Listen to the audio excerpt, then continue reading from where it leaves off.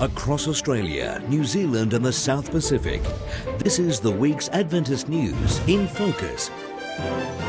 Hello and thanks for joining me for this week's Adventist news. Christian aid agencies are providing vital assistance after Nepal's devastating earthquake, which killed around 2,500 people and seriously affected millions. Nepal is one of the world's poorest countries and hosts a significant number of international aid organisations, which have now swung into action, even as they assess the impact of the disaster on their staff and programs. ADRA staff are accounted for and are safe. However, they have been traumatised by the earthquake, as you can imagine. ADRA is planning to respond in shelter to provide shelter needs for those who have been left outside in the cold now. Most people are sleeping outside because they're scared of more aftershocks destroying buildings that could be still standing currently. ADRA is working in coordination with other organisations in Nepal. They are a part of some of the UN initial assessments that are being conducted, not just in Kathmandu, but also in surrounding districts. Church leaders have spoken out against attacks on foreign nationals in South Africa and provided practical assistance to those affected by the violence. Thousands of migrant workers from neighbouring countries have fled their homes after attacks that killed 7 people. Aid agencies operated by the Seventh-day Adventist Church have been providing daily meals for more than 1,500 displaced people. Church leaders said the violence and prejudice has brought shame to the nation of South Africa. After what some described as New South Wales' worst storms in living memory, church volunteers and charity organisations have pitched in to help with the clean-up.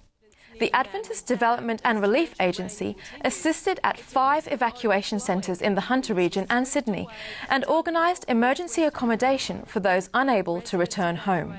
Disasters bring out the best, and they unfortunately bring out other sides, but certainly it's an opportunity for people to help other people.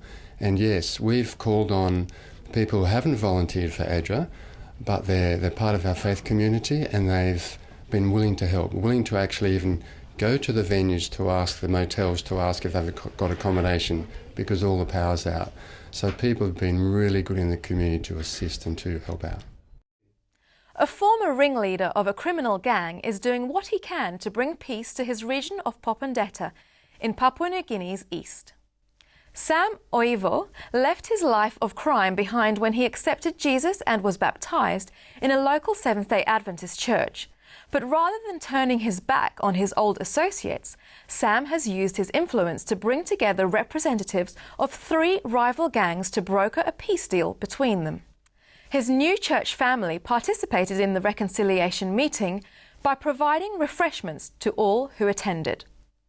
This news bulletin is just part of the full half hour of InFocus. This week, Freedom in Focus with James Standish. I'm not very fond of these ideas of naming nations after religions. We're an Islamic state or we're a Christian state. A secular state, even some nations have done that. I'm not really that keen even on calling yourself a secular state.